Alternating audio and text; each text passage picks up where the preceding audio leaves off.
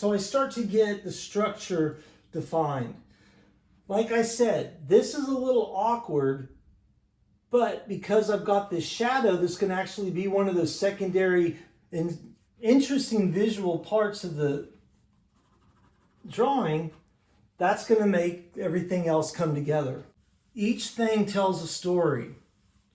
So this tells us that there's another similar piece of furniture right there that's got a similar top to that. So even though this was, awkwardly close, adding this, there's enough of it that it's there, but it also kind of echoes this.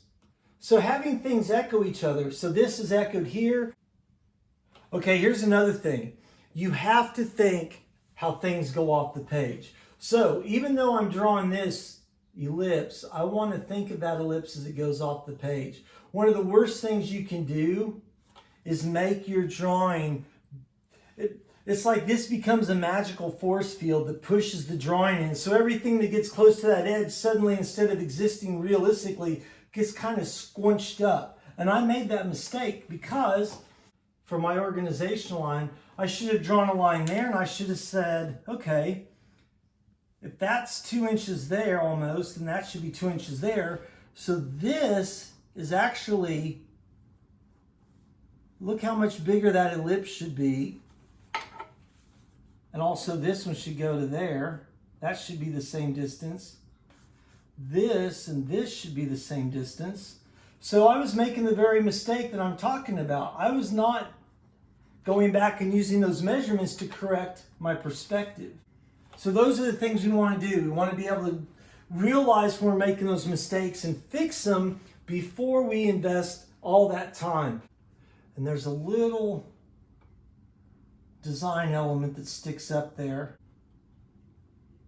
It's actually flat, but this is one of those places where I take artistic license.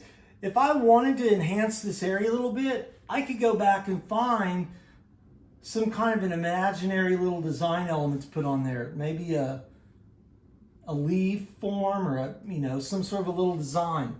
So those are the things to realize as an artist is this area is kind of blank. So just putting that little design element on top of this lamp gives us some visual importance right there. Now here's where I'm taking artistic license. I placed this a little too far out, so I have to make this drawing believable. So what I have to realize is where am I breaking the rules of what I'm seeing and how do I fix it? So at this point, I have to make this table look believable. So in what I'm really seeing, this table does not come out in front of that, but since I drew it there, all I need to do is make it work. So if I've got this perspective line here, and I know that that perspective line is going to be swinging that way, since I brought this over, in reality it's over here, but since I'm bringing it out to make it look believable in this drawing, I just adjust that perspective because I understand the rules of it. That's one of those other things that I want to emphasize repeatedly for the rest of this class. You as an artist have to find the resourcefulness to come up with your own solutions to things. Realize that if a material is not working the way you want it, think it through. Think, why am I struggling with that material? So that's one thing that I don't want you to get into upper level classes and suddenly be helpless in figuring things out. I want you to know that it's up to you as a college art major to have that determination to solve problems for yourself. Always be thinking how to improve your own process. So I pretty much got the start. Now comes the part where you just sit there. I tend to work everywhere. As you notice, I'm jumping around because I want to be working toward a drawing. I don't just start on one side and work across. I'm constantly looking at different areas. Now, as I start to add detail, I will work an area pretty thoroughly. Here's what I'm going to do. I'm thinking of surface direction. Because this is a strong vertical in my design, I want to make, that's what I'm going to emphasize. Here's where that last assignment comes in. I want to do a value gradation here because my light is going to be coming from this left side. So to emphasize that, in reality, this is pretty much a solid color. It's catching light from another area. But to keep the lighting in my overall drawing consistent, I'm going to try to make all the areas be showing the light coming from left to right. So that means that I'm going to just think about how to make this have a subtle value shift like you did on your assignment, going from a little bit darker to lighter over here. And so that's all I'm doing, is I'm just creating that value shift from this side to that side. Now here's this lamp. It actually has these interesting little folds, and I am not going to sit there, even if I was doing a realistic drawing, I'm not going to sit there and shade each one of these from shadow to highlight. You could do that. I know artists that would do that, and that's part of the nature of their work. I don't tend to focus on that. What I'm going to do is try to capture the dramatic sense of lighting. So what I'm going to think about is, okay, as this wraps toward me, I want a reflective light on this side a little bit, get a little darker in the middle, and then get lighter again.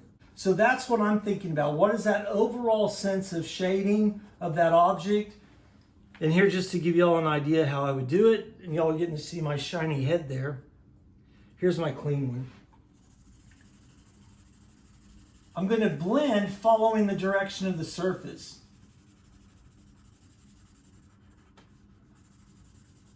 Now I will come around edges a little bit because I want to tuck, I call it tucking it in my mind. I like tucking these edges in, especially if there's like a seam or something. There's actually a little lip on these lamp edges, so I tuck it in and reestablish it. Now watch this, I lost that one, but what I can do is come in here with my pink pearl eraser, and because I haven't overcommitted, I'm still using a HB to shade with here. Because of that, it's easy to erase to reestablish it. But then what I'm going to do is reestablish some of those linear marks. So I'm not going to draw in every one of these with the gradation of value. I'm just going to draw it, giving you the idea that there's a surface that changes value and there's texture to it. Now, I can come back in here and with my pink pearl, and I take these on sandpaper. I'll get like a 200 grit sandpaper and go back and forth, because I usually buy these in a 3-pack, and I keep one of them sharp just for doing details. And then what I can do is actually start to just reestablish highlights. So you can see the gradation of value I'm getting.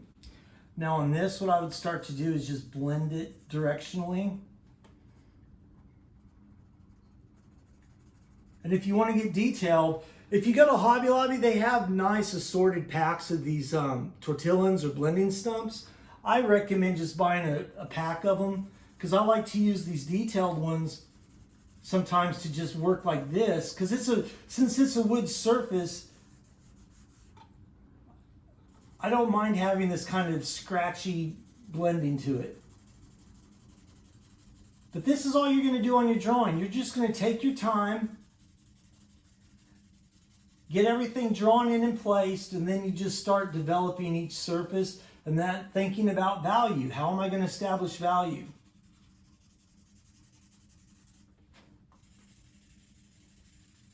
So look at that.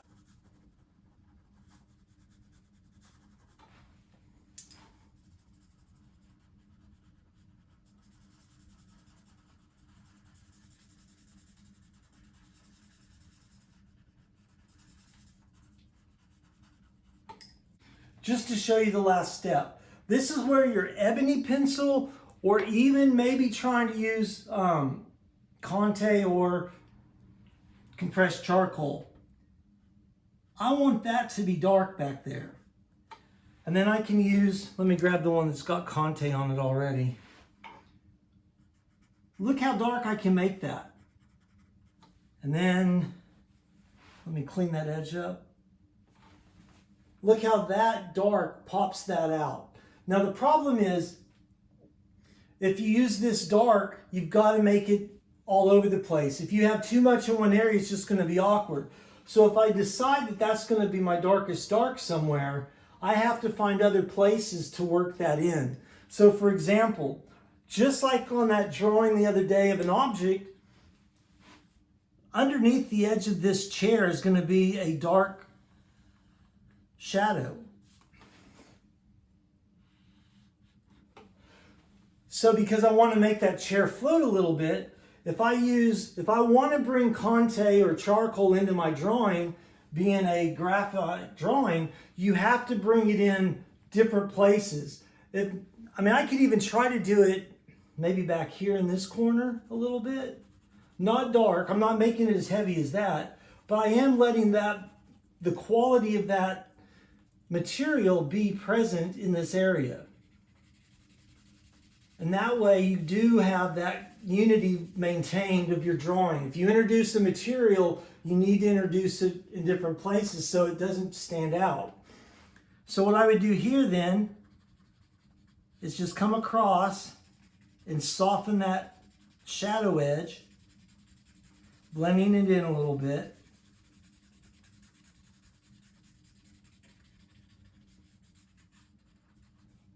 Maybe underneath there. I'll come back and add some. But that's basically what you want to do. A lot of times once you start to draw an area, you'll notice more and more details as you're working that. So that's when I go in and fix them. Now, you start to get it. So here's what I would do too, is come in here and realize I'm drawing with my eraser. I'm often drawing with my eraser. If you want to invest in one, you can actually get an electric eraser. You have to be very careful with them though. I've seen people get those and they just go crazy with it. And if you erase so much, you start to break down your paper. That's not. So you can start to see what I've got going there. Let me turn this toward it so y'all can see what I have going. All it is now is a matter of just taking my time and observing each area. I don't expect any of you to commit to something quite this complicated. This really, because of the reflected glass, the shelves, the mirror in there, low light, casting shadows. This is a hard drawing. This is about as complicated a drawing as you could get, and I didn't even mean to. I thought I was picking some arbitrarily boring thing. So what I'm going to do now in the next couple days is work on this, and by the time you turn yours in, I will show you how mine came out.